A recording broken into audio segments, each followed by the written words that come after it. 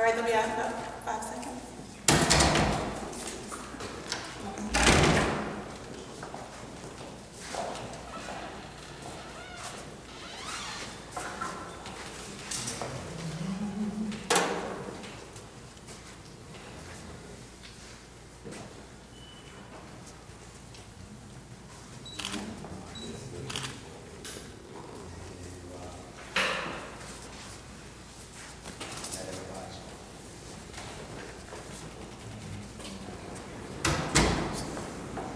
Good morning.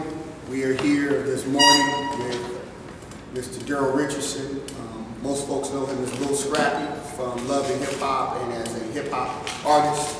We are here to show support for him.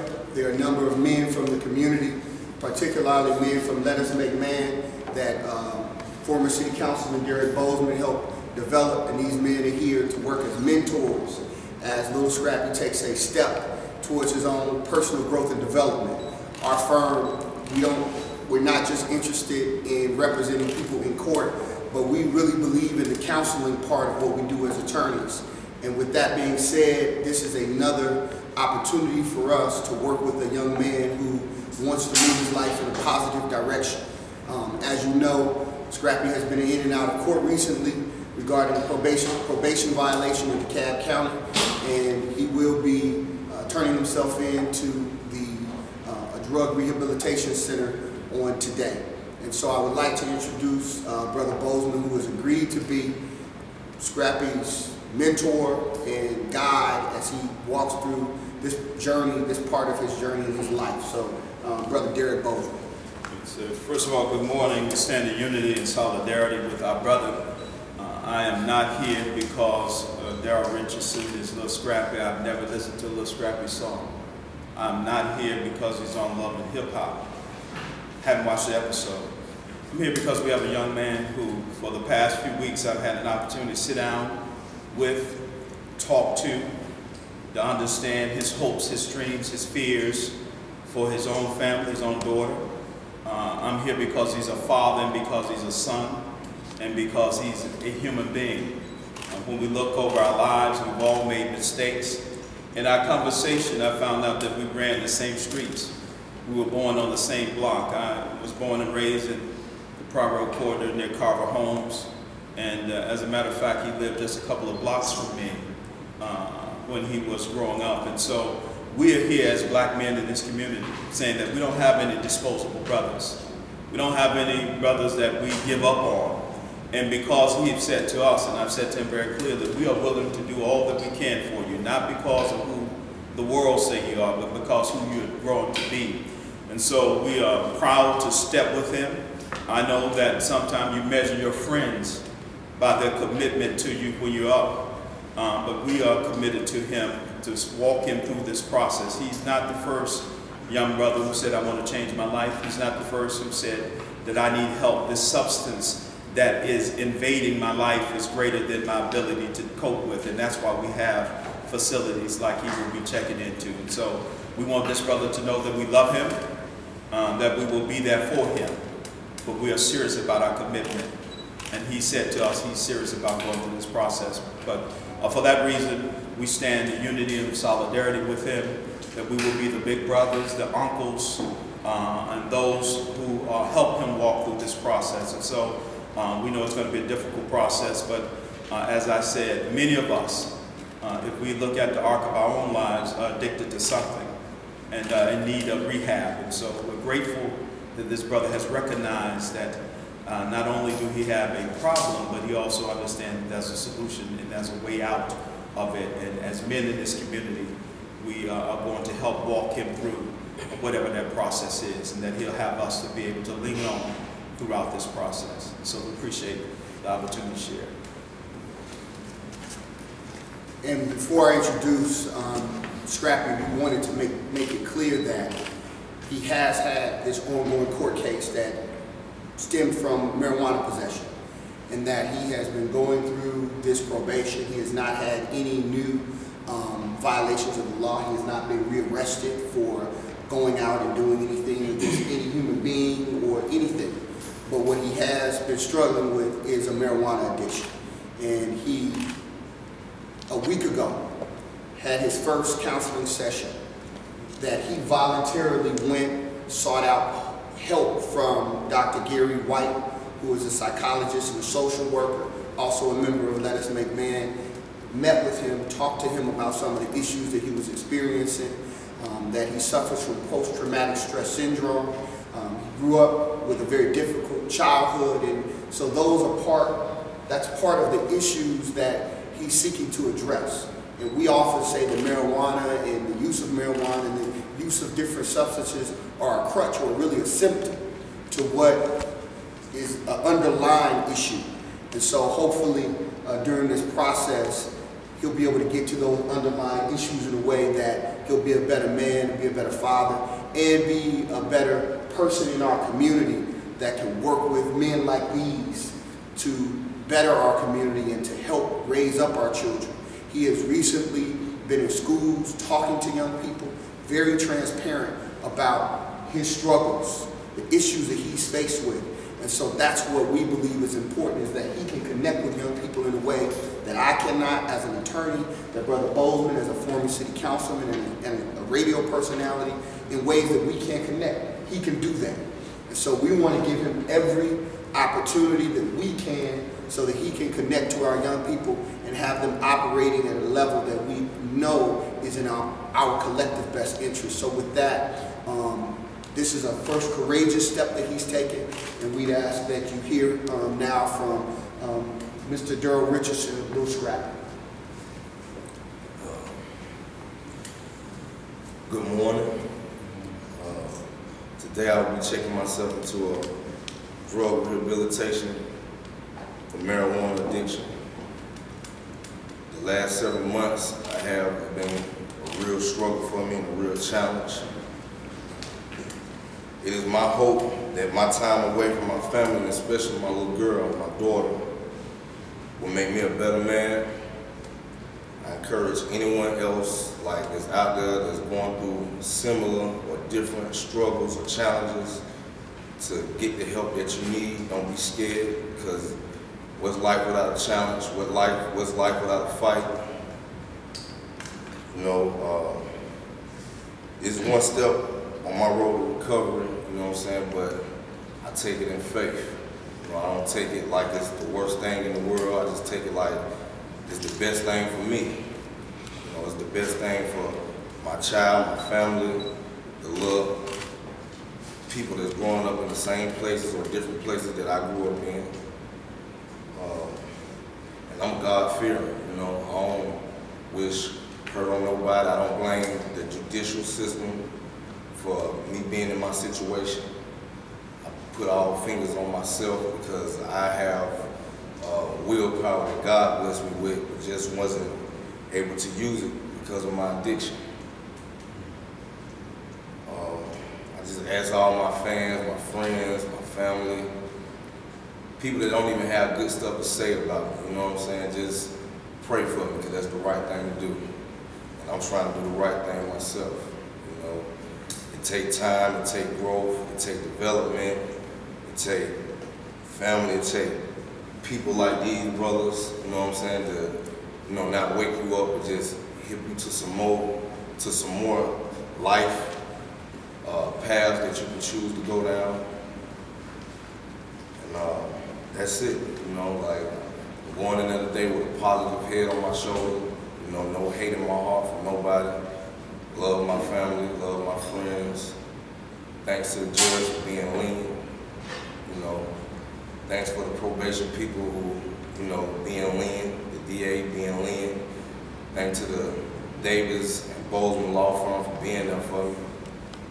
And when you look at me, don't look at, you know, don't listen to my rap songs, don't listen to the past trouble, don't listen and look at love and hip hop trouble as just one part of my life. You know what I'm saying? I deal with it.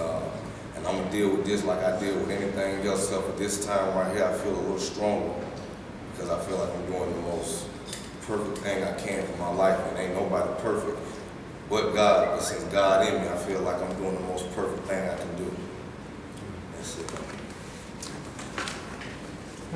Mr. Richardson, if you would, can you just, you said that you're hoping that this time away from your family will help you. Can you talk about the challenges?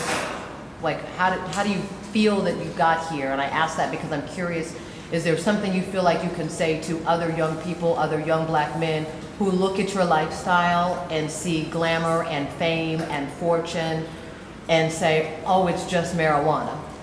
Oh no, it's definitely,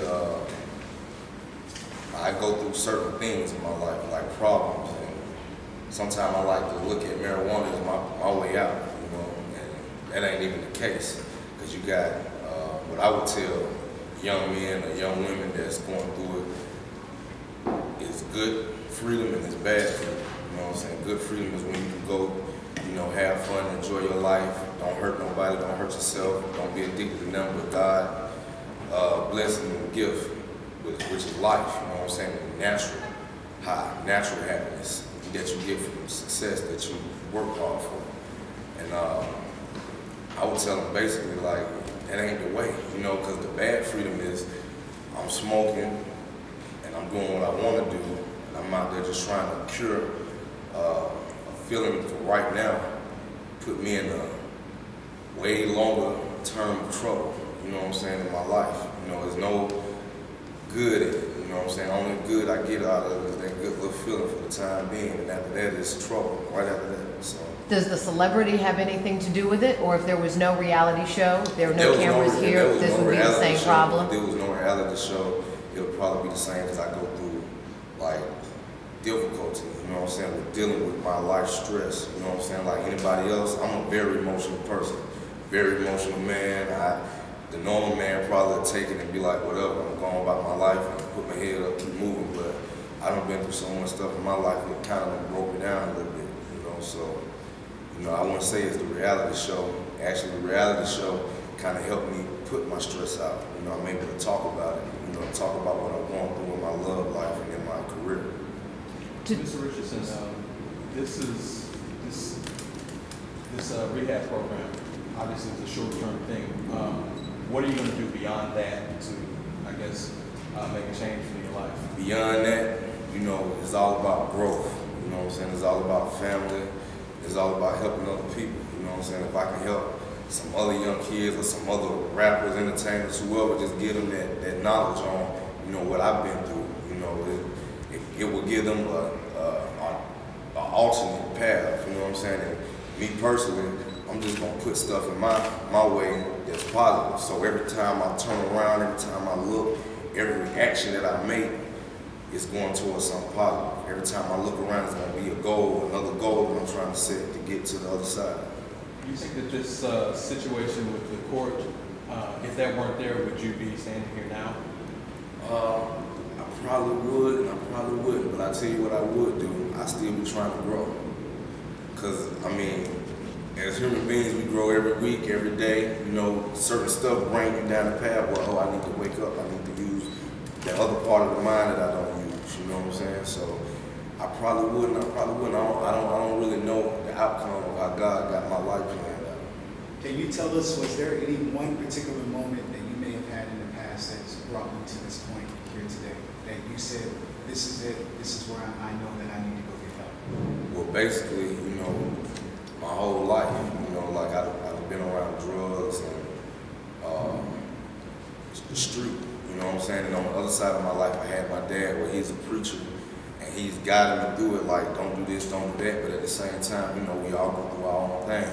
And going through my own situations in life, it just showed me that, you know, I can't really operate right with marijuana. You know what I'm saying? It don't even take a rocket science to see it. It just takes a couple of situations to put you there. To someone who sees this, and obviously we do know that there is a show in production as we speak, to someone who says this looks like a publicity stunt, what would you say? I would say, just look at my face, you know what I'm saying? This don't look, I don't feel good about this. This ain't the best thing for me. Like to be sitting up here telling people I'm finna go to rehab, you know what I'm saying? That's not something I had in store in my brain or my life. That's not what I want to do. I don't want to be sitting up here right now today telling people this. I don't want to go to rehab, you know, just off being off the street, being just a free person, being able to do what you got to do every day. You got a kid to take care of, you got family. And that's not something that I would want my daughter to really recognize and understand that it's a good thing. You know, this right here is just, you know, it's heavy for me. You know, it ain't, I'm not running to the, I have that in my area, you know, the filming and all that, but that just comes with me growing and them following my growth. You know what I'm saying? Anything I do, I'm growing. There's a lot of time when you're gonna see, you know, me, a normal human being, catch the hot head like anybody else would, but I try to calm down now and grow it up a little bit where I will take stuff and I run with it and just go the opposite way. I go the positive way.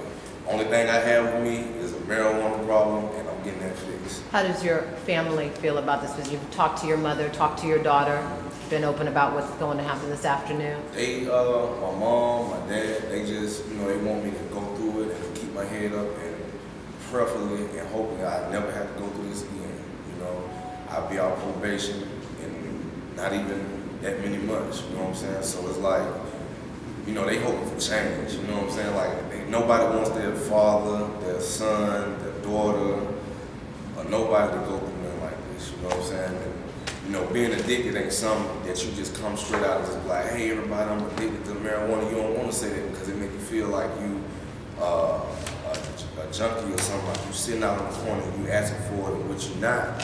But still, today I have to be in the same room with those very people. I have to be in the same facility with those same people that will be sitting on the corner asking for help, or an older dude who you see with some crack in his hand. You know what I'm saying? That's not what I want people to know me as. I don't want my daughter looking at me like, oh, my dad, he's, you know, he can't do nothing without that. You know, he can't raise me without that. So my daughter, she don't feel too cool about it, and which it kind of hurt me, you know, a little bit. But, you know, as a man, we all make mistakes and you got to deal with it. Do you feel like marijuana is your only vice? My only Vice, or your only weakness? Nah. I have like normal problems that the normal person go through. My problems, I just give them to God. You know what I'm saying? And my growth is like so much different now. Like this is a consequence that I have to deal with. The past months, I've been dealing with it for a long time, and it's been stressing me out way more than my problems stressing me out on it every day. So I'd rather deal with regular problems and go ahead and, you know, just take this whole thing as a growing process, like, you know. And I want to make sure everybody understands that this is something that Scrappy has had to deal with pretty much his whole life. His first time he ever smoked marijuana, he was 12 years old. He grew up in a situation where there were drugs and prostitution right where he lived. And so he's had to deal with that. And so it was in the same household. And so for him, for him to stand here and be at this moment in his life is a testament about the human spirit. And I think that is what we want, and he wants young people to see, that no matter what upbringing you came up from, the fact that he lived in a house where there was prostitution and drugs, he's standing here right now saying, I want to make a change, I want to be a better man, I want to do this for my family. And there are men that will come and support you. So there are a number of very positive messages that by him stepping forward is being communicated to our community. And that has to be that the human spirit, he's not broken. He is at a point where he can rebuild and add on, but he's not broken. And that's what we hope that young people get, and they're inspired by it, so that we can all continue to not throw people away, but to try to be supportive of them. Whether it's Scrappy, whether it's someone in our neighborhood, that's the role that we like to play in our community. We take all of this personal. That's what our firm is about. That's what these men are here for, because we take it personal that a young man like this, 29 years old, he has a great future. We have to invest in him, and that's what these men are here to do, and that's what we're here to do. So we look forward to seeing you all hopefully The program will be complete in 30 days. It's as needed, so hopefully in 30 days it will be complete. He'll be able to come back out and talk again about what he learned, and we're asking people to write letters of support to him. You can just go to our website, send him letters of support through our website at davisbozeman.com/community. And so we're encouraging people. We need this brother. And so we want people who are supportive of him, write to him. We're going to take it to him so that he can know how much people are concerned about him and are supportive of him, so that he can have even more inspiration than he already has. Thank you all. One more other thing. You know, people look at us like, you know, you see the tattoos on the face, and you see tattoos anywhere, or you go in somebody's history and you see all the bad and the negativity. You know, they seem to just keep that in their head, you know. Yeah, I'm from the street, you know what I'm saying, but I'm a positive street person. And I ain't seen that part of the streets in so long that I can't even say I'm just street, you know what I'm saying. I'm a positive human being. They got just a slight problem, you know what I'm saying, which is make it bigger for me, because I have to go through it on TV and I have to go through it in the public, and it's just, you know, people don't know how to take that. You know, even though they know that they're human and they go through the same things that I go through, they don't know, they don't understand, or they feel like they don't understand, how could I put myself in this situation? And all I can say is, as long as I got God in me, and I got God in my heart, and I got to fight, I'll never go through this again. Never. Y'all don't even really see me on TV, like going through stuff like this all the time. I'm not one of them type of people. I don't have to stay in jail all the time. I'm in, I'm out, and that's it. You know what I'm saying? I'm finna do this little situation right here that God blessed me to do, because I think it's just a part of my path, whether I like it or not. You know, I could have been addiction to food or whatever, but I still had to go down that addictive path to know I can't go down that road again. That's it. Thank you. Thank you.